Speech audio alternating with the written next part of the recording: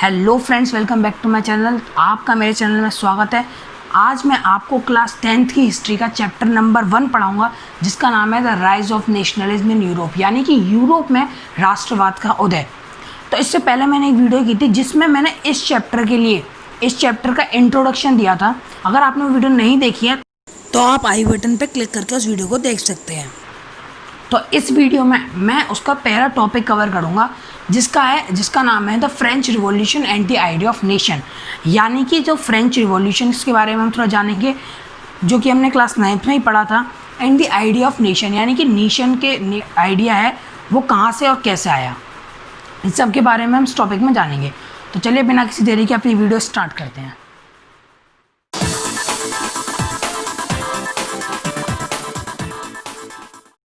तो फ्रेंड्स, अगर अभी तक आपने मेरा चैनल सब्सक्राइब नहीं किया है तो उसे सब्सक्राइब कर दीजिए और मेरी वीडियो सबसे पहले देखने के लिए उसके पास वाला बेल आइकन भी दबा दीजिए।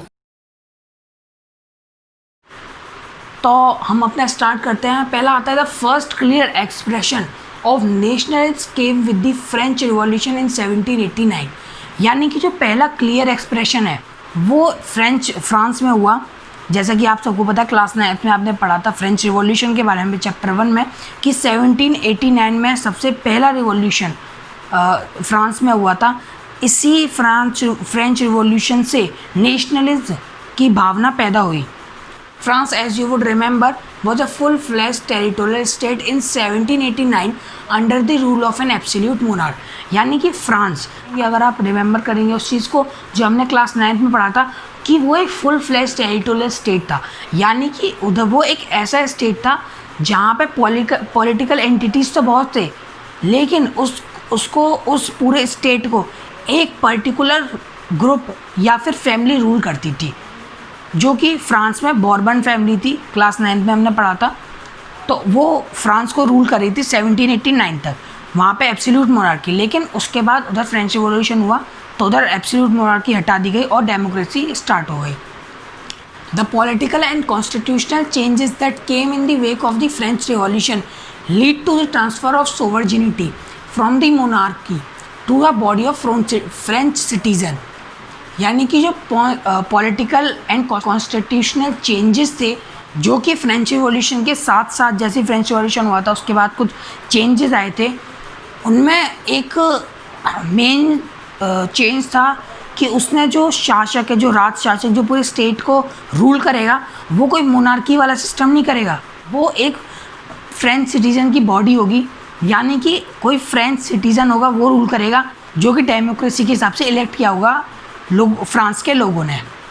The revolution proclaim that it was the people who would henceforth constitute the nation and shape its destiny, यानी कि रिवॉल्यूशन ने ये भी प्रोक्लेम किया था कि जो उस देश को चलाएगा वो उस देश के ही लोग होंगे, वो लोगों ने इलेक्ट किया है जिस आदमी को, वो होगा जो कि नेशन को कॉन्स्टिट्यूट करेगा, उसको कॉन्स्टिट्यूशन के हिसाब से चलाएगा। एंड शेप इट्स डेस्टिनी, उसकी डेस्टिनी को शेप देगा, यानी कि उसकी डेस्टिनी को तय करेगा कि आगे देश में क्या क्या चेंजेस होने चाहिए, इन सब के बारे में। From the very beginning the French revolutionaries introduce various measures and practices that could create a sense of collective identity amongst the French people. इसका मतलब यह है कि काफ़ी बिगनिंग से ही जो फ्रेंच रिवॉल्यूशनरीज थे, जो फ्रांस के अंदर जो रिवॉल्यूशन कर रहे थे, create a sense of collective identity, उन्होंने ये भी कहा कि एक कलेक्टिव आइडेंटिटी होनी चाहिए एमंग दी फ्रेंच सिटीजन्स, यानी कि कलेक्टिव आइडेंटिटी को हम कह सकते हैं कि जैसे कि आप और मैं, हम सब इंडिया में रहते हैं, तो हम सबकी एक कलेक्टिव आइडेंटिटी है कि हम भारत में रहते हैं तो हम भारतीय हैं। वैसे ही उन्होंने भी वहाँ पे कहा कि अगर ये फ्रांस में रहते तो इनकी कुछ कलेक्टिव आइडेंटिटी होनी चाहिए, जैसे कि अब उन्हें फ्रेंच पीपल कहा जाता है। द आइडियाज़ ऑफ ला पैत्री, ये ला पैत्री एक फ्रेंच वर्ड है जिसका मतलब यहाँ पे लिखा हुआ है द फादरलैंड, या फादरलैंड को हम समझ सकते हैं जैसे कि हमारे यहाँ इंडिया है तो इंडिया को हम भारत माँ कहते हैं, ये अपने जो भूमि है उसको ये अपना पिता मानते हैं। एंड ले सित्योन, ले सित्योन ये भी एक फ्रेंच वर्ड है जिसका मतलब होता है the citizens. Emphasize the notion of a united community enjoying equal rights under a constitution. उन्होंने इस विचार पर भी एक विशेष ध्यान देने के लिए वो क्या विचार था कि जितने भी लोग फ्रांस में हैं उन सबको बराबर अधिकार मिले कॉन्स्टिट्यूशन के अंदर। In new French flag the tricolour was chosen to replace the former royal standard, यानी कि एक नया फ्रेंच फ्लैग तिरंगा बनाया गया जिसमें कि उन्होंने जो पुराना जो रॉयल स्टैंडर्ड फ्लैग था उसको हटा दिया और अपना नया तिरंगा जो है द ट्राइकलर उसको नेशन का फ्लैग बना दिया गया। The state general was elected by the body of active citizens. State general जो कि एक फ्रांस की पार्लियामेंट है तो वो इलेक्ट हुई, यानी कि उधर जो लोग जो काम करेंगे वो फ्रांस के जितने भी सिटीजन्स हैं उनके द्वारा इलेक्ट की गई। And rename the national assembly, और उसका स्टेट जनरल से नाम चेंज करके नेशनल असेंबली रख दिया गया। न्यू हाइम्स वर कंपोज्ड। न्यू हाइम्स मतलब होता है ईश्वर की प्रार्थना करने के लिए जो गीत बनाए जाते हैं वो नए नए बनाए गए, वर कंपोज्ड। ओथ्स टेकन, शपथ ली गई। एंड मार्टिर्स कॉमेमोरेटेड, मतलब कि जितने मार्टिर्स मतलब होता है शहीद, तो जितने भी शहीद हैं उनका एक स्मरणोत्सव बनाया गया, मतलब उनको उस दिन याद किया जाएगा जितने भी शहीद हुए हैं।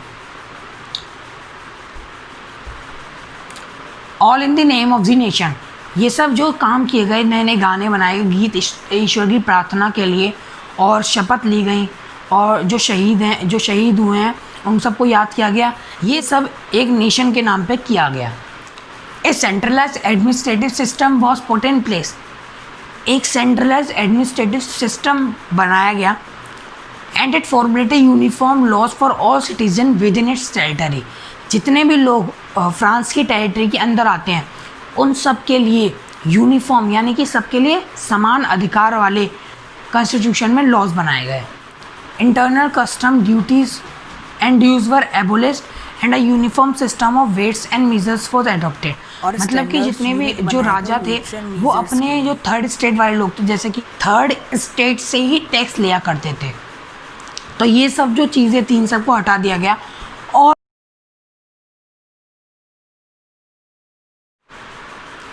Regional dialects were discouraged and French as it was spoken and written in Paris become the common language of the nation। Regional dialects मतलब कि जो अलग अलग धर्म की जो बोलियां थी उन सब की हटाकर फ्रेंच, जो कि पेरिस में ही खाली लिखी और पढ़ी जाती थी, उसको एक नेशन इस फ्रांस की एक कॉमन लैंग्वेज बना दिया गया, घोषित कर दिया गया। The revolutionary further declared that it was the destiny and the mission of the French nation to liberate the peoples of Europe from despotism, in other words to help other peoples to become nations। जो revolutionaries थे उन्होंने ये भी declare कर दिया था कि ये फ्रेंच पीपल या फ्रांस का ये एक मिशन है, एक डेस्टिनी है कि जितने भी यूरोप के पीपल हैं, जितने भी लोग हैं, उन सबको लाइब्रेट किया जाए, उन सबको पढ़ाया लिखाया जाए फ्रॉम डेस्पोटिज्म। डेस्पोटिज्म मतलब होता है मोनार्की, एब्सोल्यूट मोनार्की कह सकते हैं हम इसको। अगर हम अलग शब्दों में कहें तो रिवॉल्यूशनरीज ने कहा था कि जितने भी यूरोप के पीपल्स होंगे, लोग होंगे, उन सबको पढ़ाया लिखाया जाए ताकि वो एक नेशन बनाए।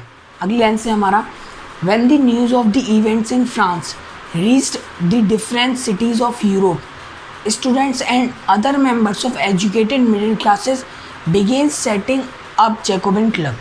यानी कि जब फ्रांस में कोई इवेंट हुआ, जैसे कि समझ लीजिए फ्रांस में हुआ फ्रेंच रिवॉल्यूशन, तो फ्रेंच रिवॉल्यूशन की न्यूज़ जब डिफरेंट सिटीज़ में जाती थी यूरोप के, तो वो लोग भी कुछ सोचते थे कि हमारे यहाँ भी कुछ रिवॉल्यूशन होना चाहिए, तो वो फिर जैकोबिन क्लब बनाना स्टार्ट करते थे, जहाँ पे वो डिस्कस करते थे कि हमारे देश में क्या चल रहा है, हमारे देश के कॉन्स्टिट्यूशन में चेंजेस आने चाहिए, मोनार्की से डेमोक्रेसी में होना चाहिए, तो इस तरह के कुछ डिस्कशन होते रहते थे।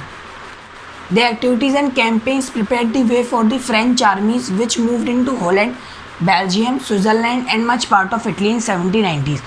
मतलब कि इनकी जो एक्टिविटीज़ और कैंपेन्स होते थे, जैसे कि इन्होंने कोई कैंपेन लगाया, कुछ एक्टिविटी या फिर कुछ रैली कह सकते हैं, तो इन चीज़ों को लेकर ये चीज़ें एक रास्ता बना देती थी, एक मदद हो जाती थी फ्रेंच आर्मीज़ के लिए, जो कि जिन्होंने कि 1790s में हॉलैंड, बेल्जियम, स्विट्ज़रलैंड और काफ़ी पार्ट इटली का उन्होंने उस पर राज कर लिया था। With the outbreak of the Revolutionary War, the French armies began to carry the idea of nationalism abroad. मतलब कि जैसे ही रिवॉल्यूशन आउटब्रेक हुआ, मतलब रिवॉल्यूशन हुआ स्टार्ट कर दिया लोगों ने, तो फ्रेंच आर्मी जो थी उन्होंने ये कहा कि अब हम नेशनलिज्म, यानी कि हम कोई मोनार्की नहीं चलेगी, कोई किसी पर राज नहीं करेगा, अपना अलग नेशन बना के रहेंगे सब लोग। इस तरह की भावना उनके अंदर आने लगी और वो चाहते थे कि ये भावना पूरे यूरोप में फैले।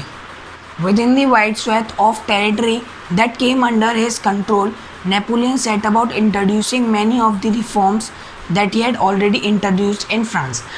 यानी कि किसी टेरिटरी के अंदर कोई बड़ा एरिया है, नेपोलियन के कंट्रोल में आता था, तो वो उधर उन्होंने वो सीधे उस शहर के समाज को सुधारने के लिए वो चीज़ें इंट्रोड्यूस करनी स्टार्ट कर दी, जो कि फ्रांस में भी इंट्रोड्यूस पहले उन्होंने की थी। तो return to monarchy, Napoleon had no doubt destroyed democracy in France, but in the administrative field he had incorporated revolutionary principles in order to make the whole system more rational and efficient. यानी कि Napoleon ने जो थी democracy को एकदम ख़त्म कर दी, हटा दी और मोनार्की की तरफ दोबारा से लौट गया। यानी कि नेपोलियन के हिसाब से मोनार्की डेमोक्रेसी से ज़्यादा अच्छी थी, लेकिन उसने एडमिनिस्ट्रेटिव सिस्टम में कुछ ऐसे रिवॉल्यूशनरी लॉज या फिर प्रिंसिपल्स बना दिए जिससे कि वो स्टेट काफ़ी इफ़िशिएंट हो जाए। The civil code of 1804, usually known as Napoleonic code, did away with all privileges based on birth. 1804 का एक सिविल कोड था जिसको कि हम नेपोलियनिक कोड भी कहते हैं। Did away with all privileges, जिसने कि जो बर्थ के हिसाब से जितने भी अधिकार मिलते थे उन सब को हटा दिया। Established equality before the law, सबको समान अधिकार दिया गया। And secured the right to property, और सबको अपनी प्रॉपर्टी की सुरक्षा करने का अधिकार भी दिया गया। The code was exported to the region under French control, code वहाँ पे लागू किए गए जो एरिया फ्रांस के कंट्रोल में आता था, फ्रेंच के कंट्रोल में आता था। In the Dutch Republic, in Switzerland, in Italy and Germany, Napoleon simplified administrative divisions. यानी कि डच रिपब्लिक में और स्विट्ज़रलैंड, इटली में और जर्मनी में नेपोलियन ने कहा कि एडमिनिस्ट्रेटिव सिस्टम है उसका भी डिवीज़न, उसकी भी पावर का डिवीज़न होना चाहिए।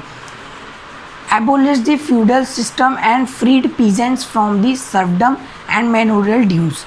मतलब कि उसने जितने भी अलग जैसे स्टेट के हिसाब से जो पैसे लिए जाते थे उन सबके ड्यूज़ को हटा दिया गया और उन्होंने जितने भी पीजेंट्स हैं उन सबको मुक्त कर दिया फ्रॉम बंधुआ मजदूरी से।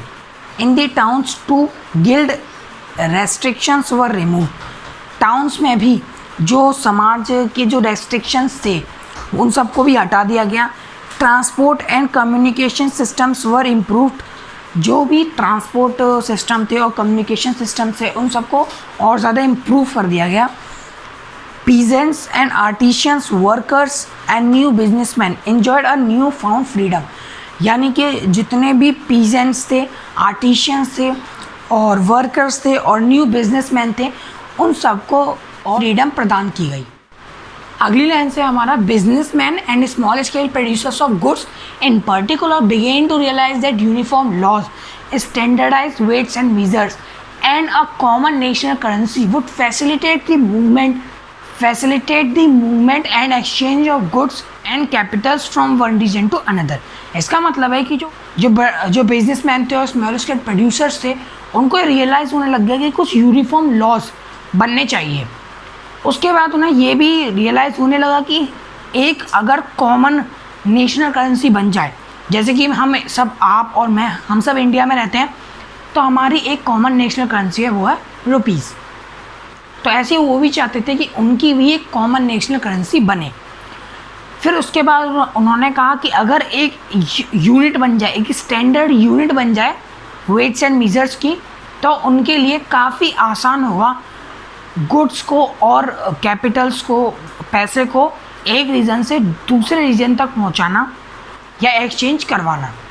Initially in many places such as Holland and Switzerland as well as in certain cities like Brussels, Mainz, Milan and Warsaw. यानी कि शुरुआत में कुछ देश थे जैसे कि हॉलैंड और स्विट्ज़रलैंड, इसी के साथ साथ कुछ शहर भी थे जैसे Brussels, Mainz, Milan and Warsaw. The French armies were welcomed as harbingers of liberty.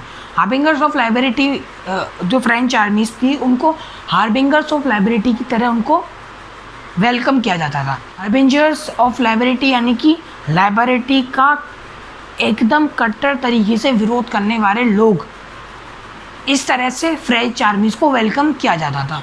But the initial enthusiasm soon turn to hostility, यानी कि जो शुरुआती उत्साह उमंग था वो जल्दी शत्रुता में परिवर्तित हो गया।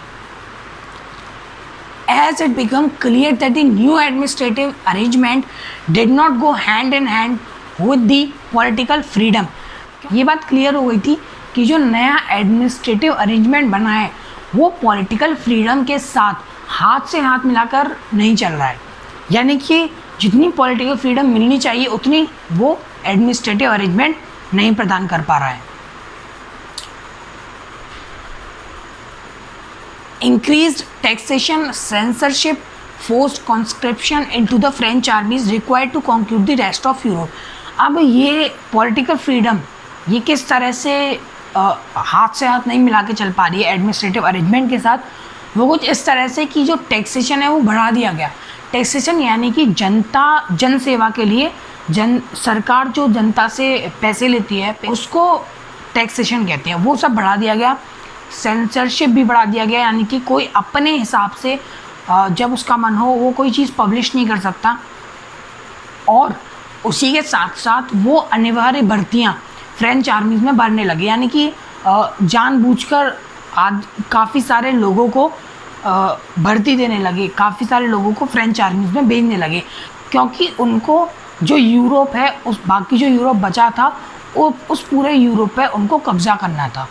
All seem to outweigh the advantages of the administrative changes, यानी कि जितने भी एडमिनिस्ट्रेटिव चेंज आ रहे हैं वो काफ़ी, उनके जो एडवांटेजेस हैं वो काफ़ी ज़्यादा भारी भरकम है, ऐसा इस लाइन में बताया गया है। कैसी लगी आपको वीडियो? अगर अच्छी लगी है तो प्लीज़ लाइक करना और अपने दोस्तों तक शेयर करना, और अगर ऐसे और भी टॉपिक चाहिए तो फिर नीचे कमेंट बॉक्स में कमेंट करना, और ये वीडियो के बारे में भी कमेंट करना कैसी लगी। और जो प्लेलिस्ट थी ना क्लास 10 की हिस्ट्री की, वो मैंने डिस्क्रिप्शन में दे दिया उसकी लिंक, और उससे पिछली वाली वीडियो थी जिसमें कि मैंने इस चैप्टर का इंट्रो दिया था, उसकी भी लिंक मैंने डिस्क्रिप्शन में दे दी है। You can check it now and thanks for watching this video.